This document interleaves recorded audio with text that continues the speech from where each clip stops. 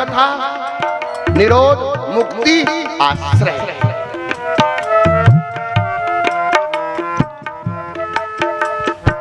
ईश्वर है सबके आधारा, ईश्वर है सबके आधारा, आश्रय नाम सलक्षण धारा, आश्रय नाम सलक्षण धारा।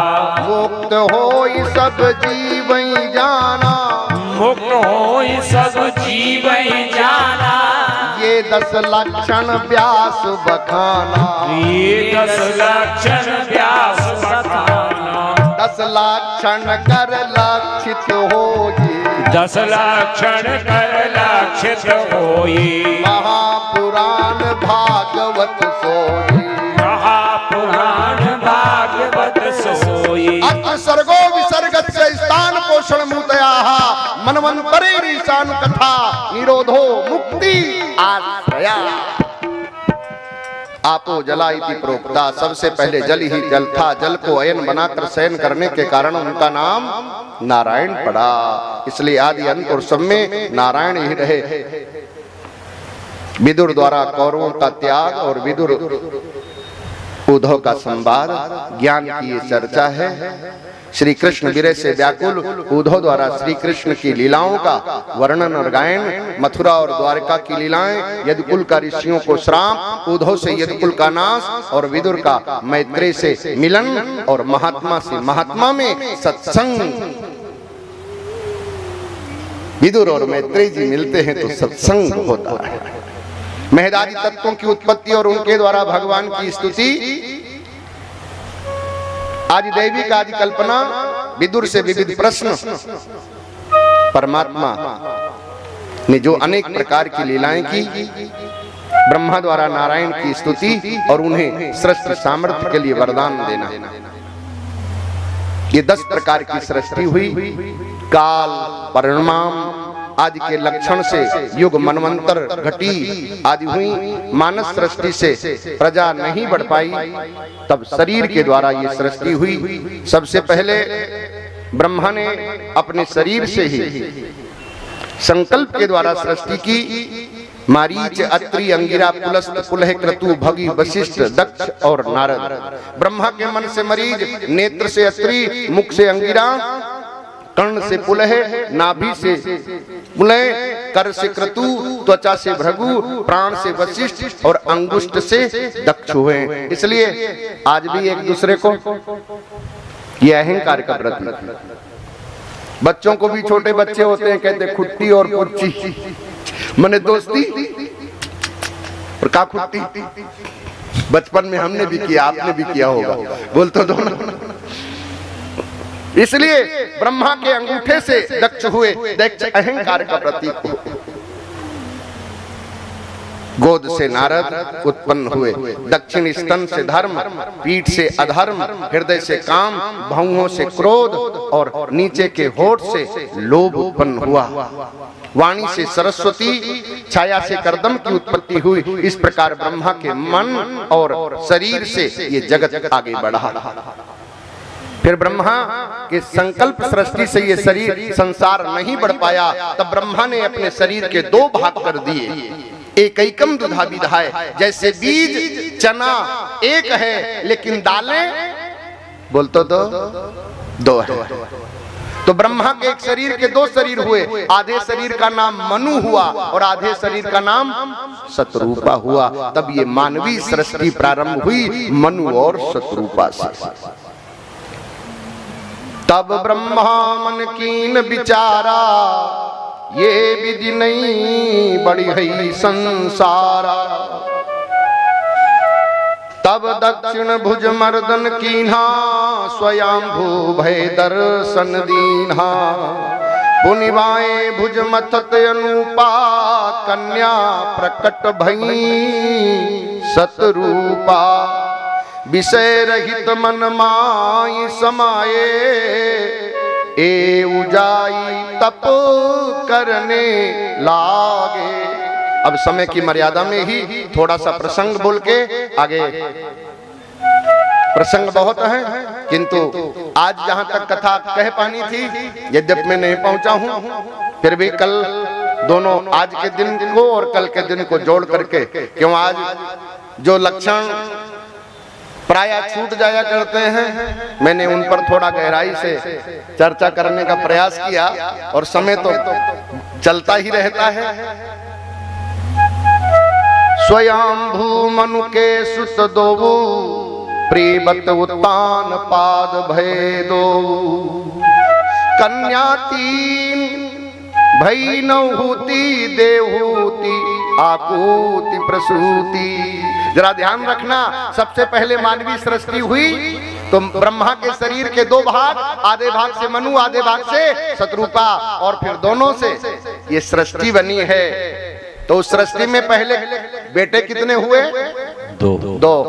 उत्तानपाद, पहला बेटा जो हुआ उसका नाम उत्तानपाद। उत्तानपादा माने उसके पैर ऊपर थे और सिर, तो हम सबका जब जन्म होता है तब पैर ऊपर होते हैं और सिर, तो किससे चलना चाहिए, पैर से कि सिर से? बोलो आजी।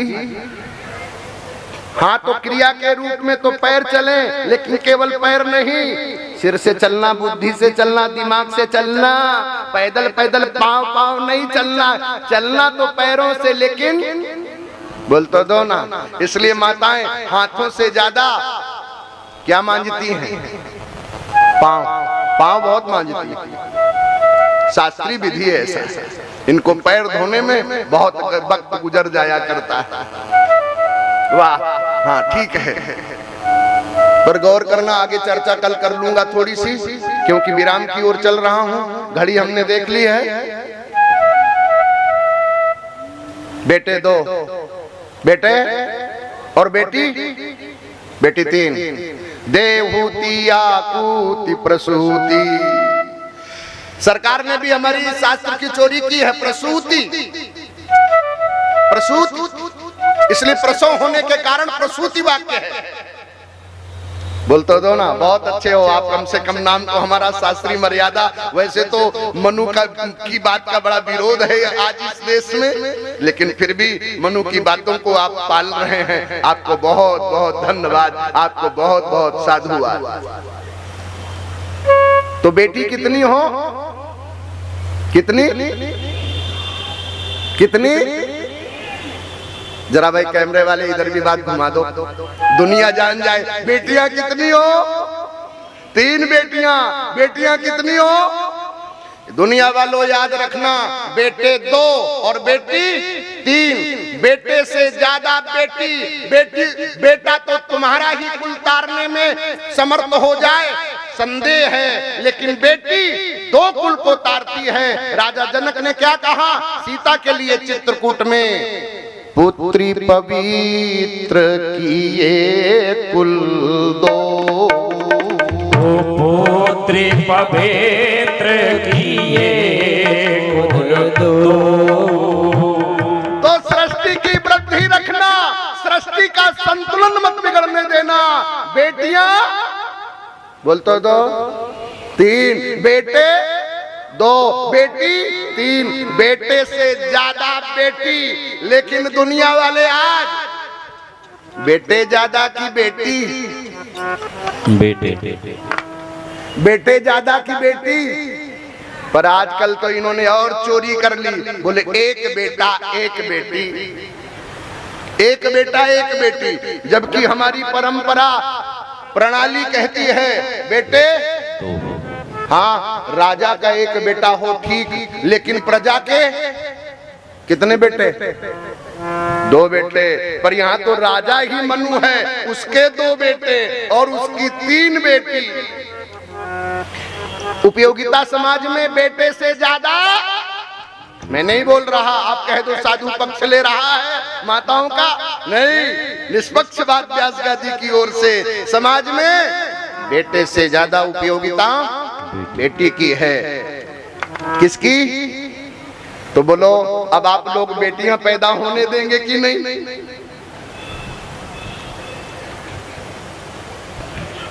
अरे बोल तो दो ना कि बेटियां पैदा होने नहीं देंगे।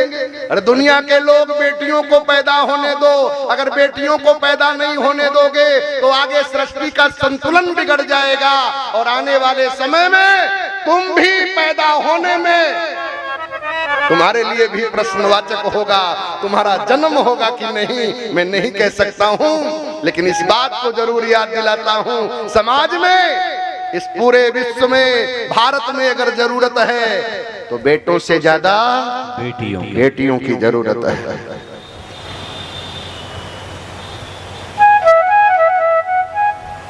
आकुति, प्रसूति, देवहूति, ये 3 मनु की बेटियां हैं और बेटे उत्तान, पाद और प्रिय। बेटे 2, बेटी 3। यहां से सृष्टि प्रारंभ हुई है।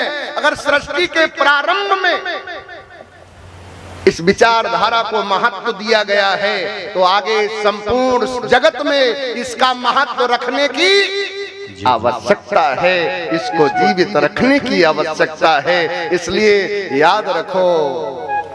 तो इस वाक्य में तो कह दूं, कन्या भ्रूण पर बोलो ना, इसकी जांच के लिए भी प्रतिबंध सरकार लगाए तो केवल नाम के लिए है, पर आप माताएं जब सजग होंगी, भ्रूण हत्या, कन्या भ्रूण को मारने नहीं बचाने की कोशिश की जाए, इसको जन्म देने से तुम्हारा जन्म सार्थक होगा। इसलिए पुत्र कुपुत्र हो सकता है, लेकिन पुत्री अपना गोत्र त्यागती है, जिस परिवार में जाती है उसका गोत्र धारण करती है, लेकिन दोनों कुलों को तारती है। इसलिए दोनों कुलों के तारने वाले को क्यों मारते हो, दोनों कुलों के तारने वालों को क्यों मारते हो? इसलिए इससे क्या शिक्षा है? ये पुराण है, बोल तो दो ना, इससे क्या शिक्षा है? आवाज ना